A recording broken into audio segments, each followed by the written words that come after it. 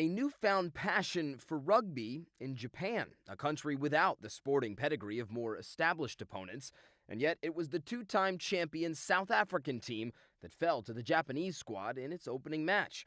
It was perhaps the biggest upset in international rugby history. Suddenly, the Japanese team has newfound fans, joining the ranks of long-time enthusiasts.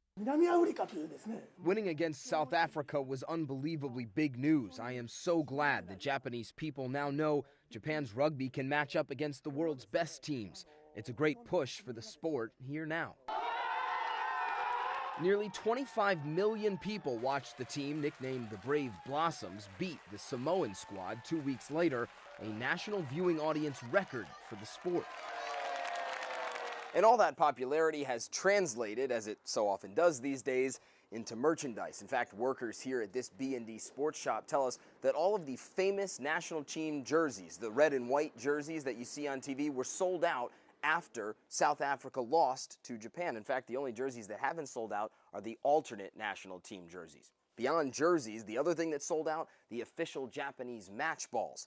Now, one thing that is still selling is just your standard rugby ball, bought by eager first-timers ready to try out a sport they were inspired to try out by watching this team on TV. Home sold out.